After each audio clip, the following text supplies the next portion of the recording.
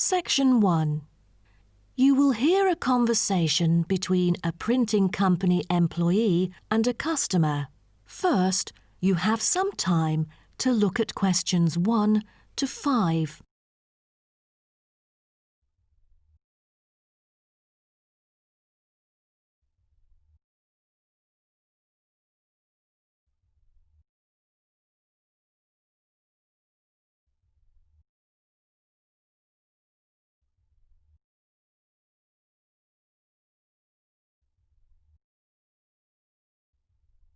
Now we shall begin. You should answer the questions as you listen, because you will not hear the recording a second time. Listen carefully and answer questions 1 to 5. Good afternoon. Welcome to Matrix Printing. I'm John Smith. How can I help you? Good afternoon. I'm here to reprint a brochure for our hotel. There are some pages that need revising. Sure. How may I address you? Oh, I'm Mary Jane from Central Hotel Chains. Nice to meet you. I've got samples of the previous version. I assume it is your company's advertising brochure. Yes. What exactly is the problem? Well, it was printed the year before, so some of the information is already out of date. There are also a couple of problems with the layout. Firstly, the letters of the address on the front page are far too small. It's hard to see when glancing at the cover. How big do you need it to be? Increase the letters by 3 font sizes. Just a minute. Let me take notes of your requirements. Okay, what else needs changing? The information regarding the pool should be deleted because it is currently under renovation and is not available. So, all of the relevant descriptions on page 2 should be removed? What do we replace it with? We can't just leave the whole page blank. Just fill it in with the introduction of our newly opened gym. I've included all the relevant information here in this flash drive. Let me check. I see. No problem then. What is also bothering us is that the description under the top photos on page 4 is incorrect. The word lounge needs to be replaced with reception. Fully noted. Is that all? No, there is more. Turn to page 5. We feel that showing merely the picture of our exterior and interior decoration does not fully represent the appeal of our hotel. On second thought, we've decided to use a picture with the view of the hotel. Do you have the original copy of the picture? Yes, it is also enclosed in the flash drive. Okay, we'll re-edit the whole layout of the photos. Great. Before you hear the rest of the conversation, you have some time to look at questions 6 to 10.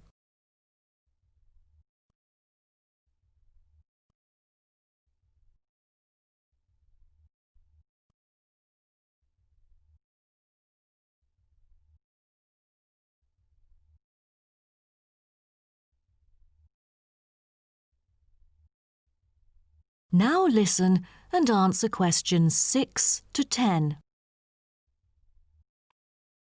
Let's turn to the next page. Yes. What's wrong with that? It seems perfectly fine to me.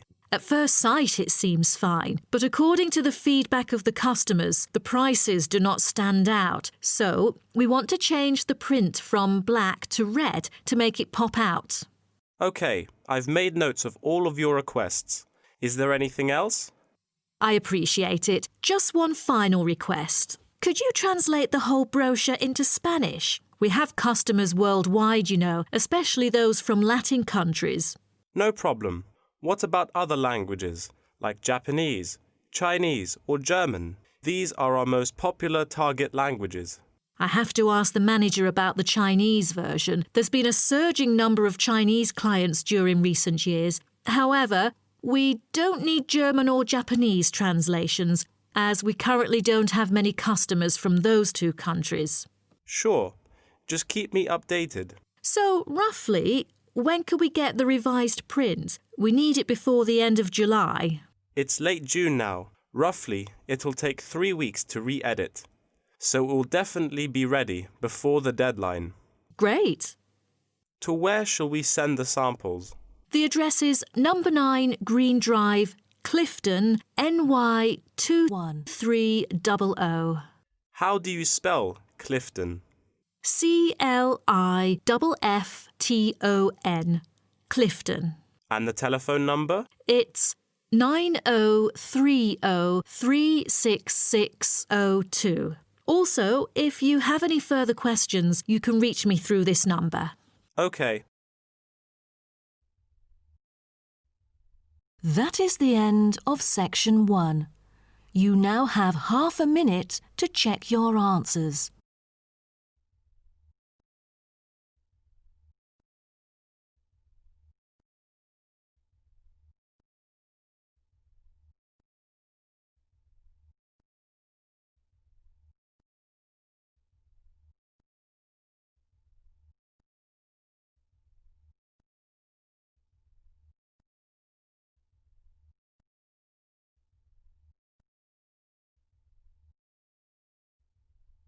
Now turn to section 2. Section 2. You will hear a guide talking to a group of visitors about a national park.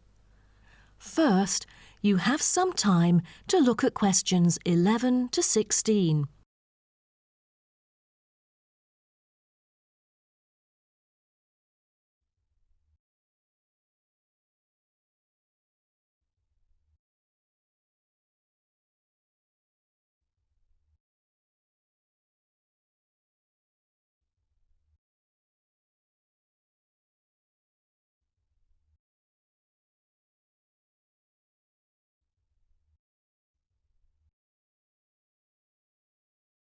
Now listen carefully and answer questions 11 to 16. Welcome to Byron National Park. I am Jim Carson, your tour guide for the trip. First, I'd like to give you some basic information about the park. Covering 7,000 acres of land and spanning across 3 states, Byron National Park was established to protect the area's most spectacular scenic values. With unique geological features, natural history, and native plant and animal life, it is an ideal destination for recreation as well as research purposes. The park has a breathtaking waterfall connecting the longest river in the country, but it is most renowned for having the largest subtropical rainforest worldwide. There are many layers of tall, medium, and low vegetation growing with seasonal variations in the park. It is a place where the air seems green. Ardent hikers can find an awesome array of options here. Apart from the dense green rainforest, tourists can also hike along the mountain trail. Despite the stunning view, taking photos is not advised on the way up, I'm afraid, as one might get distracted and the narrow trail by the sheer cliff is quite dangerous. When you reach the top of the mountain, there is nothing better than having a picnic under the trees with your family. Accompanied mostly by wildlife, walkers as well as cyclists may find the bush track a good choice for having a tranquil time to themselves. As your tour guide, I suggest that only expert hikers take the creek circuit, because its beautiful and inspiring scenery through the subtropical jungle is paralleled by its physical challenges. A list of transport is available within the park.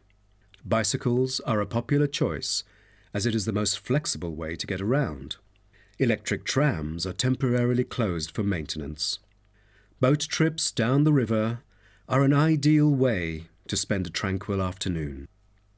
Rest assured that transport within the park is covered in the bill. Extreme sports is another highlight of the park. There are, for adventurous grown-ups, especially those who are comfortable with having a racing heart, scary as it may sound, it is actually safe to participate in extreme sports under strict instructions and close supervision. Abseiling is available regardless of the weather. It is a fun way to overcome fear of heights, gain new skills, and get an adrenaline rush. Bungee jumping and paragliding are also available, except for during the summer. At this point, you might worry about meals here. Well, even though there is only one restaurant in the park at the moment, the variety of dishes is astonishing. There are 2 meals included in the price. Just get your meal ticket at the reception before dining. Also, there is no need to make reservations or worry about availability, since there are plenty of tables. Before you hear the rest of the talk, you have some time to look at questions 17 to 20.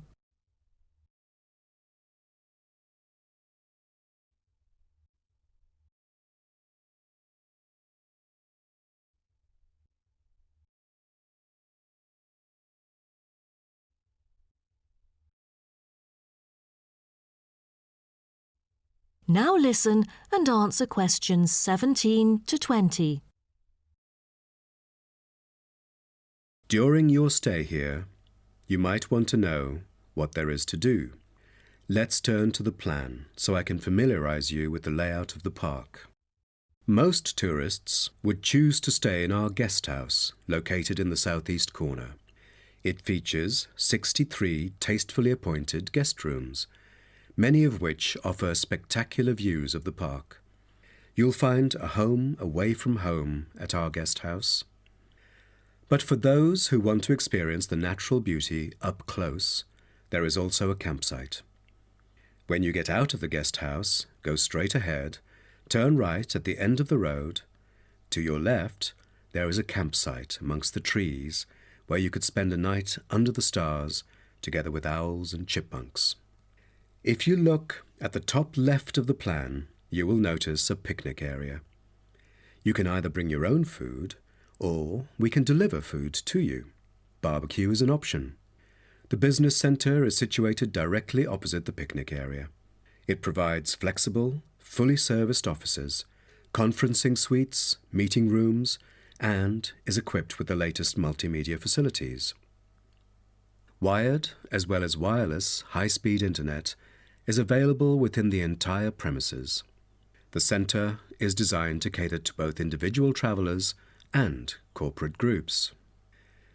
Visitors can also go to the museum, which holds a vast collection that exhibits local history and a natural habitat. You start from the guest house, just turn left at the first conjunction, then walk past the tea house.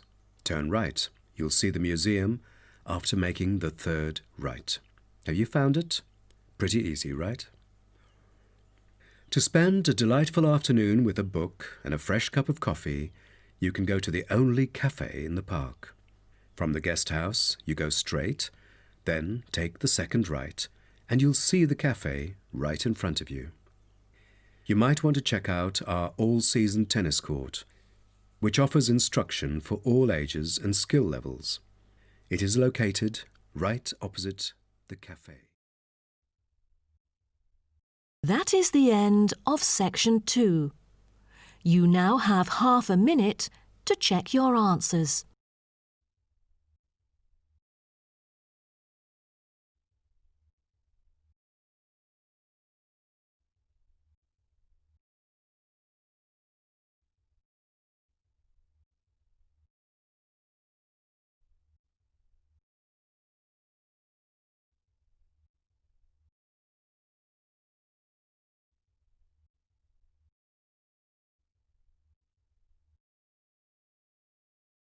Now turn to section 3. Section 3.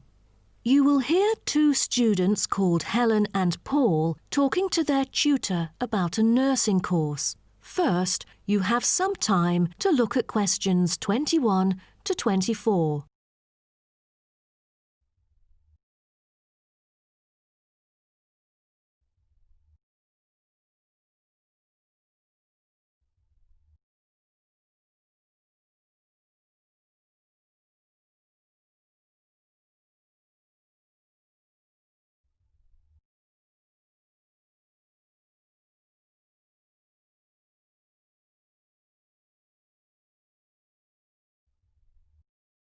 Now, listen carefully and answer questions 21 to 24. Helen and Paul, congratulations to you both for doing so well the past semester. You two have exhibited an impeccable performance during your first year in the nursing program. I'd like to get some feedback from the two of you to better improve the program and to provide guidance for our prospective students. I'd like to start with you, Helen. So, first of all, which aspect of the program impressed you? Well, to be honest, when I was enrolled into the course, I was expecting a group of classmates my age. But as I stepped into the classroom for the first time, I was surprised by the diversity. Most were in their 20s, but there were also those in their 30s or even 40s. As it turns out, the intergenerational communication has sparked intense debate and new thinking, and I think that's something special about the programme that I appreciate very much. What about you, Paul? What do you think of the program? For me, the group project we carried out last semester is another key feature of the program. The whole class was divided into 8 different groups, working on 8 prospective cases. Team building sessions were conducted in a collaborative way most of the time. Comprised of 5 members, our group studied acute pancreatitis. During the process, we broke the task into different parts and assigned them to each member. We were then able to tackle the complex problem by pooling our knowledge and skills. More importantly, stronger links were established between the group members. Because of the project, we've all become good friends. That's true. According to graduates, group projects prepare them for the work world in which teamwork and collaboration are increasingly the norm. So tell me, Paul, what else do you like about the program? I want to be a registered nurse working in a public hospital after graduation. So the internship provided is a valuable opportunity for clinical practice in a supportive learning atmosphere. However, I was amazed by the amount of written assignments since I thought the course should have focused more on practice-oriented learning. Well, I have to disagree with you, Paul. The essays demonstrate your understanding of the course. For me, writing essays is a process that involves critical thinking, which challenges me to develop my points more thoroughly. I thus manage to gain a diversity of perspectives. The program is designed to deliver basic and advanced theoretical knowledge of core concepts, including healthcare systems concepts, together with practicum or clinical practice experience to bridge the classroom content to the practice setting. So, I'm afraid written work is unavoidable. Also this year, we've added a module of law. How do you feel about that? At first, we felt that learning law is kind of redundant and too time-consuming. After a few sessions, we realised that it is necessary in dealing with future medical disputes.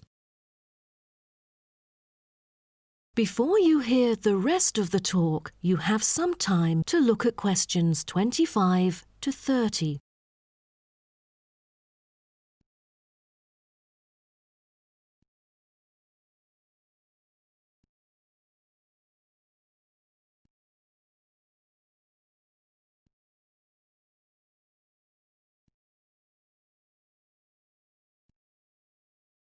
Now, listen and answer questions 25 to 30. Do you have any suggestions for prospective students? What bothers me most is handing in essays on time. I almost missed the deadline once because there were 3 essays due within the same week, so rationalizing your time is critical. Well, that's true. The lectures deliver so much useful information. I have poor memory, so I kept making notes and revisiting them on a regular basis. To my surprise, at the end of the semester, I have learnt the key concepts by heart. How was the research? I heard that it was quite challenging. How did you manage to overcome the difficulties? That's true. The majority of us had no clue how to carry out the research at first. Fortunately, when I was digging up reference materials at the library, I sought help from the librarian. She taught me about finding the appropriate resources and choosing the proper research methods. Have you checked out the online forum?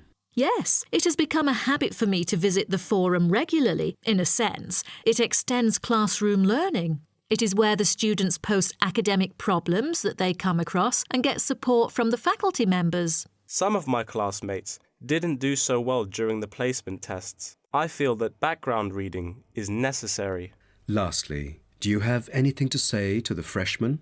I was really ambitious at first, trying to get straight A's on my transcript. I made tons of notes and worked hard even on the optional assignments to get extra credit. I stressed myself out before having an emotional breakdown.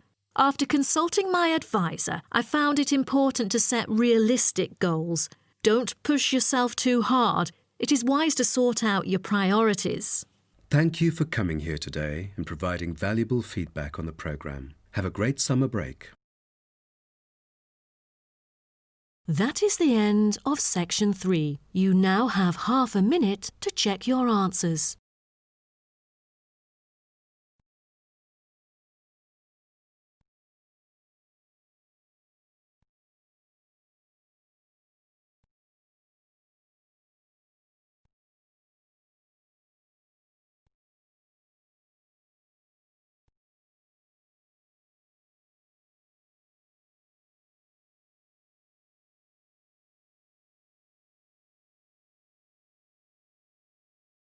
Now turn to Section 4. Section 4. You will hear part of a lecture about African penguins. First, you have some time to look at questions 31 to 40.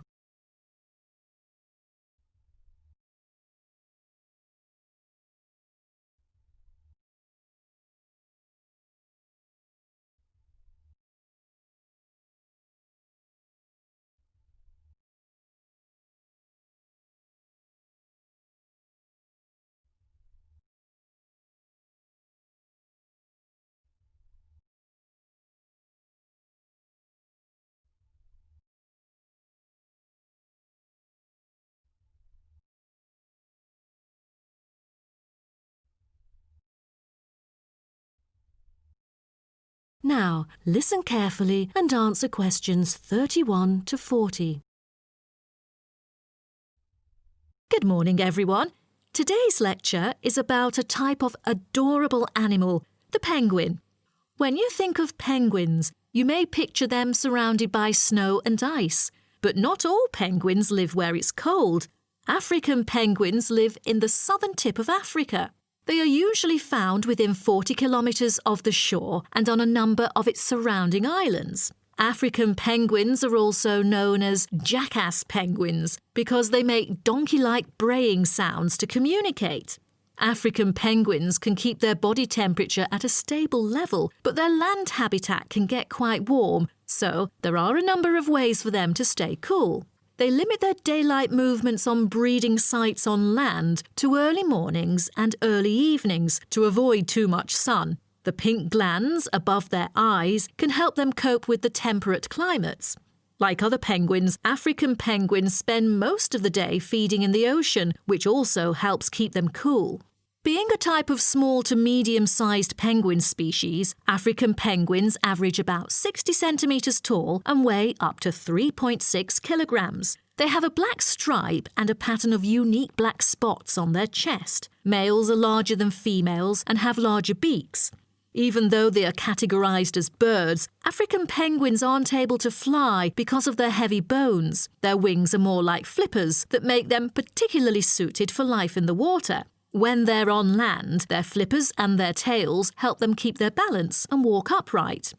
African penguins begin to breed at the average age of 4. When a male and female pair up, they tend to breed together for the rest of their lives. Most other penguins nest and lay their eggs out in the open, but African penguins have a different approach. They dig holes under bushes out of their own excrement, called guano, so they are sheltered from the sun and predators. The African penguins survive on a diet that is comprised mainly of marine organisms. They feed primarily on fish like sardines, along with the occasional squid and shellfish. But when normal food is in short supply, they eat tree roots as well. The streamlined body of the African penguin allows it to move through the water like a rocket, capable of reaching a speed of around 20 kilometres per hour when hunting for food.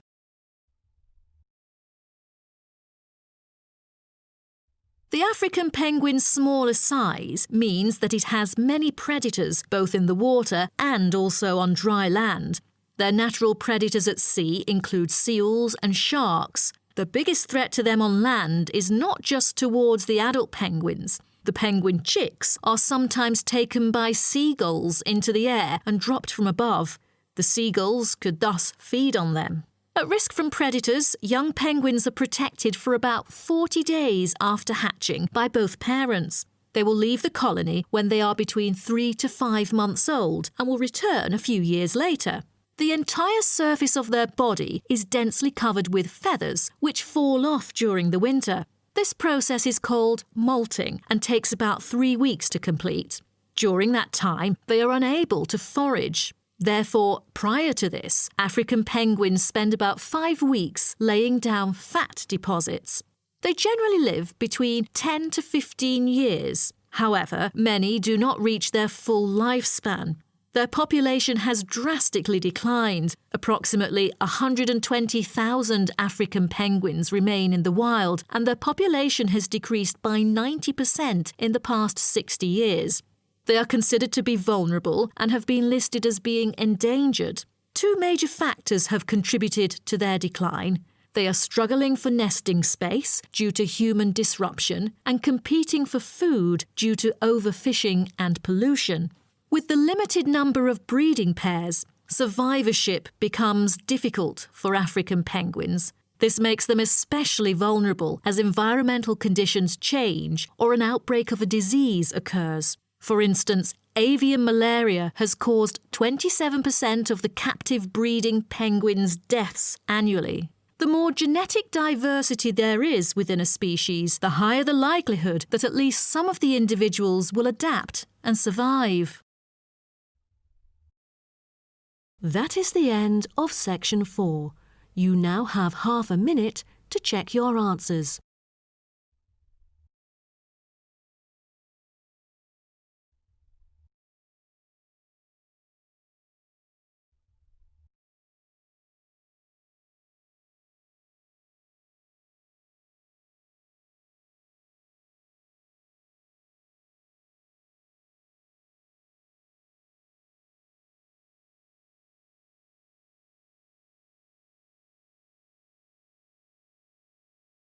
That is the end of the listening test. You now have 2 minutes to check your answers.